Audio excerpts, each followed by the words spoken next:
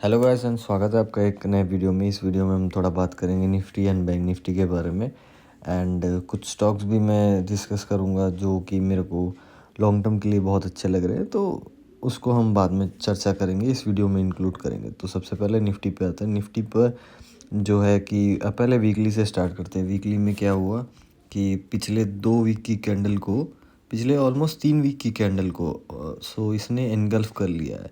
Closing हालांकि एकदम ऊपर नहीं आई है, मतलब तीनों वीक के एकदम हाईएस्ट पॉइंट पे क्लोजिंग नहीं आई है, बट स्टिल जो कि आपके शेडोज़ को अगर मैं हटा दूँ तो बॉडी टू बॉडी अगर देखा जाए तो बॉडी टू बॉडी मेरे को यहाँ एक ब्रेकआउट होते हुए नज़र आ रहा है। अगर बॉडी को मैं काउंट करूँ तो 843 845 की जो क्लोजिंग है, सो उसके ऊपर निफ्टी क्लोज करते हुए इस वीक में दिखा है। एंड चलिए डेली पे आते हैं। डेली पे क्या हुआ कि सबसे पहली बात तो ये है कि रोज़ ऊपर ऊपर ऊपर जाता है और gap up, almost gap up ही हो रहा था एवरी डे।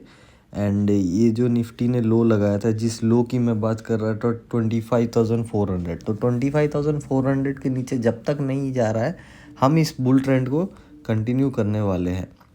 इस चीज़ का हम ध्यान रखना चाहिए। एंड हालांकि एवरी ईयर मैंने एक चीज़ देखा है कि आफ्टर दिवाली हम एक बियर ट्रेंड में एंटर करते हैं, ठीक है।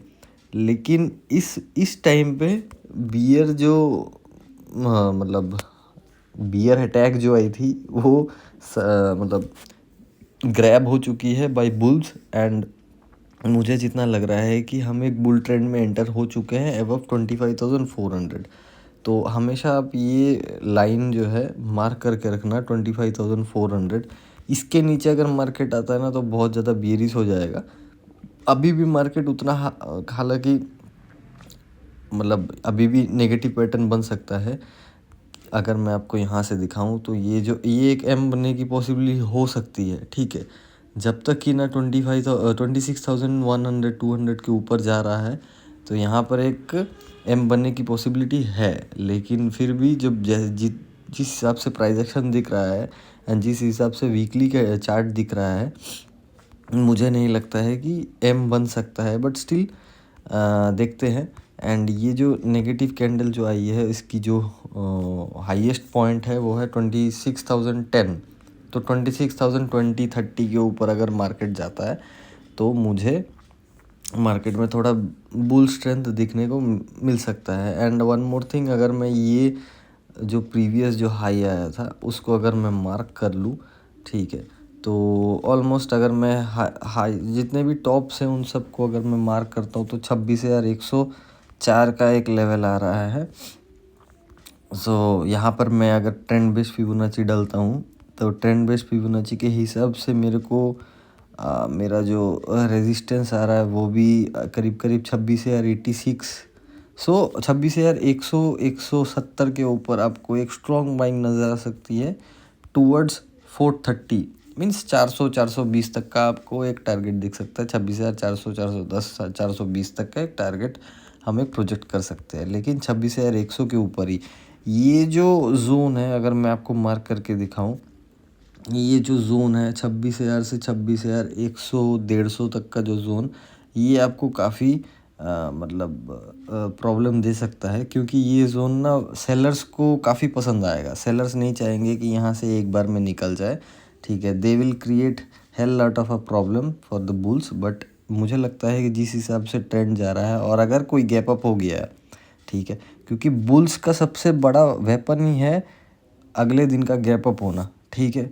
तो ये बुल मार्केट में गैप्स बहुत ज़्यादा होते हैं, गैप अप करते करते करते करते वो जाने लगता है। तो आप एक इस चीज़ का खास ध्यान रखना कि मुझे लगता है कि अगर यहाँ गैप अप होता है और थोड़ा सस्टेन करने की कोशिश करता है तो 26,100 150 के ऊपर आपको बहुत अच्छी स्ट्रॉन्ग बाइंग कैंडल्स आपको नज़र आ सकती है। तो निफ्टी में काफ़ी क्रिस्टल क्लियर है। चलिए बैंक निफ्टी में देखते हैं। तो बैंक निफ्टी में अगर बॉडी टू बॉडी क्लोजिंग के हिसाब से देखें तो बैंक निफ्टी ने ना बहुत अच्छा, ठीक है, ये चीज़ निफ्टी में अगर हुआ रहता तो निफ्टी में तो पक्का मतलब पोजीशन कैरी करने लायक था फ्राइडे में, बट ऐसा हुआ नहीं। तो बॉडी टू बॉडी अगर मैं देखूँ तो बैंक निफ्टी में एक ब्रेकआउट तो है, और ऑल टाइम हाई पे अगर मैं देखूँ तो बैंक निफ्टी जो है, जितने भी शेडो आए थे, शेडो इसका आया था 580 और इसका क्लोजिंग आया है 517 520 के करीब। तो मतलब 60 पॉइंट से रह गया। अगर 60 पॉइंट होता ना तो बैंक निफ्टी में क्वांटिटी वाला काम किया जा सकता था, क्योंकि जितने भी शेडो आते हैं ना, शेडो के अगर ऊपर क्लोजिंग होता है बॉडी का तो फिर एक स्ट्रॉन्ग मतलब बुलिश या बेयरिश साइन रहता है। तो बैंक निफ्टी काफ़ी बहुत ज़्यादा पावरफुल है, एज मैंने ये बहुत वीक पहले से बोला है। एंड एक चीज़ आप ध्यान दीजिए, ठीक है, इस चीज़ को आप देखो, ये जो कभी भी ना ऐसे कैंडल्स आती है, जैसे मान लो एक रेंज में, ठीक है, अगर मैं यहाँ एक सिंपली एक लाइन ड्रॉ कर देता हूँ 57,800, जो कि मैंने पिछले बार भी मेरे पिछले वीडियो में मैंने आपसे डिस्कस किया था कि 58,000 के ऊपर ये ना स्ट्रॉन्ग बाइंग मतलब ऊपर जाने के लायक होगा। अगर ये 57,700 ऐसा कुछ आता है ना, तो फिर ये नीचे आने का कोशिश करता और टूवर्ड्स 57,200 या 57,000। तो कभी भी ऐसी छोटी पतली सी रेंज बन जाती है ना, तो इसका ओपनिंग बहुत ज़्यादा इम्पोर्टेंट होता है। देखो ओपनिंग एकदम मिडिल में हुआ है, ये नीचे भी जाता है एंड टूवर्ड्स द एंड ये ऊपर जाके क्लोज कर देता है, ठीक है। क्योंकि क्या होता है, मिडिल में जाने के बाद ना नीचे जब आया, ठीक है, उसके बाद सेलर के पास ज़्यादा स्कोप नहीं बचा कि इसको और नीचे पुल करे। तो बायर ने क्या किया, हर एक गैप के मदद से इसको ऊपर ऊपर लेके चले गए। इसीलिए ना आपको बुल मार्केट में ना गैप अप्स काफ़ी ज़्यादा देखने को मिलेगा। एंड यहाँ पर जो है बैंक निफ्टी में ये मैं इसको कंसोलिडेशन ही बोल सकता हूँ। ये जोन बहुत कंसोलिडेटिंग था, ठीक है। तो मुझे जितना लगता है इन फ्यूचर में बैंक निफ्टी ना आपको इस जोन के नीचे आते हुए नज़र नहीं आएगा। तो अगर आप लेवल्स की बात करें तो मुझे लगता है 57,140 का एक लेवल आ रहा है। मैं इसको राउंड फिगर 57,000 ही कह सकता हूँ। तो 57,000 के नीचे आपको मार्केट नज़र नहीं आएगा, क्योंकि ये बहुत स्ट्रॉन्ग कंसोलिडेशन जोन है। यहाँ पर मार्केट ने काफ़ी टाइम बिताया है। तो जब भी मार्केट किसी जगह पे काफ़ी टाइम बिताता है ना, तो वो बायर सेलर्स के लिए काफ़ी ज़्यादा इम्पोर्टेंट रहता है। वहाँ से इजीली मार्केट नीचे नहीं जाता है अनलेस एंड अनटिल बहुत ज़्यादा ख़राब कुछ न्यूज़ है और गैप अप गैप डाउन हो गया है, ठीक है। सो अगर मार्केट यहाँ से जा रहा है तो यहाँ पर टाइम ज़रूर स्पेंड करेगा। तो अभी भी मेरे लिए 59,000 और 59,500 का लेवल इंटैक्ट है। अगर इंट्राडे में मिलता है तो वेल एंड गुड, इसको लेने की कोशिश करूँगा मैं। चलिए हम थोड़ा स्टॉक्स देखते हैं। सबसे पहला स्टॉक है मिंडा कॉर्प। मिंडा कॉर्प में ना आप वीकली चार्ट में एक चीज़ देखो, ये चीज़ मेरे को देखने का मतलब आँखों में लगा है, तो फिर मैं आपके लिए लेके आया हूँ, ठीक है। तो सबसे पहला है, इस प्राइस एक्शन को देखने की कोशिश करना। यहाँ एक टॉप लगता है, फिर नीचे आता है, फिर ऊपर, फिर नीचे, फिर ऊपर, फिर नीचे, फिर ऊपर। मतलब आप देखो एक लोअर लो फॉर्मेशन बनते बनते ना नीचे आ ही रहा है, ठीक है। ये आप इस चीज़ को ध्यान में देना, जब भी ये हाई लगाता है ना, फिर एक नया फ्रेश लो लग जाता है, फिर एक हाई लग रहा है, फिर एक नया लो, फिर एक हाई लगा, फिर एक नया लो, ठीक है। प्रीवियस लो के नीचे ये एक बार शेडो लगा के छोड़ के आ जाता है, फिर एक हाई लगा, फिर प्रीवियस एक नया लो। अब की बार क्या करता है, ये इस लो से एक हाई लगाता है और अभी एक नया फ्रेश छोटा सा एक लो लगा है, और अभी जो प्रीवियस हाई था ना उसके ऊपर एक हाई लग गया है। तो ये सबसे पहला साइन है कि हायर हाई लग रहा है, ठीक है। तो इस चीज़ को ध्यान में देना। और एक अगर मैं यहाँ से ट्रेंड लाइन ड्रॉ करूँ ना, अगर मैं यहाँ से एक छोटा सा ट्रेंड लाइन ड्रॉ करता हूँ, तो ऑलमोस्ट ना मिंडा कॉर्प क्या करता है, प्रीवियस जितने भी हाईज थे ना वहाँ पर इसने इस बार फ्रेश लो लगाया है, ठीक है। प्रीवियस हाई पे एक लो लगा है, और जो प्रीवियस जो रेजिस्टेंस हुआ करता था वहाँ पर इसने सपोर्ट लेके अपने आप को स्टेबल करने की कोशिश किया। हालांकि यहाँ से मार्केट का मतलब मिंडा कॉर्प ज़्यादा ऊपर नहीं गया है, ठीक है। तो मेरे लिए मिंडा कॉर्प अगर 550 के नीचे नहीं आता है ना, तो बहुत अच्छा कैंडिडेट है। और अगर मंथली चार्ट में अगर मैं इसको ध्यान से देखूँ तो मंथली चार्ट में ना ये जो है ना 650 के ऊपर मेरे को 850 का टारगेट दिख रहा है, ठीक है, क्योंकि इसने जो फ्रेश जो यहाँ पर इस जोन में लो लगाया था वो 450 का है। तो फ्रेश फिगर अगर मैं देखूँ 450 से 650, 200 पॉइंट का टारगेट है। अगर 450 के नीचे आता है तो 200 पॉइंट हम लोग ले सकते हैं, और अगर 650 के ऊपर जाता है तो 200 पॉइंट ऊपर मतलब जाने का स्कोप है। एंड इसका भी बैंक निफ्टी जैसा एक सिनेरियो है।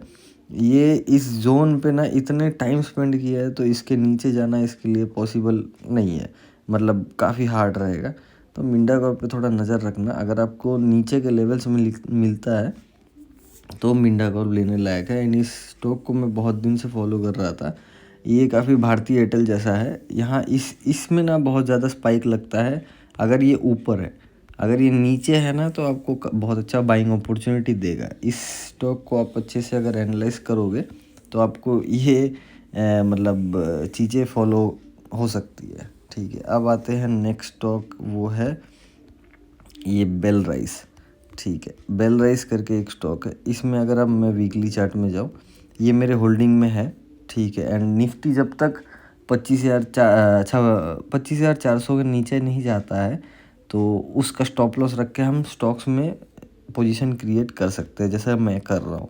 ठीक है, तो बेल राइस बहुत नई कंपनी है। ये क्या करती है ना, अब मैं अगर आपको यहाँ पर अच्छे से दिखाऊँ, ये एक स्ट्रॉन्ग बाइंग में जाता है, फिर एक फ्लैग एंड पोल बनता है। अभी ये ऊपर जाने की कोशिश कर रहा है। ठीक है, तो ये फ्लैग एंड पोल पे है।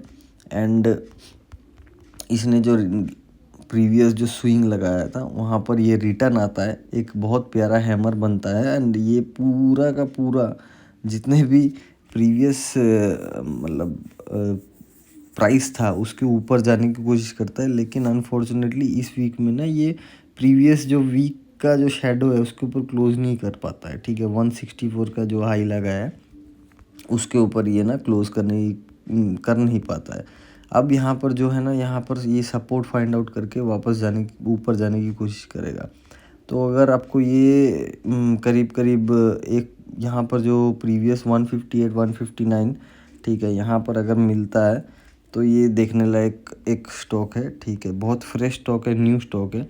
ठीक है, तो मेरे हिसाब से ये जो स्टॉक है ना, मेरे प्रोजेक्शन के हिसाब से ये ऑलमोस्ट डबल हो सकता है।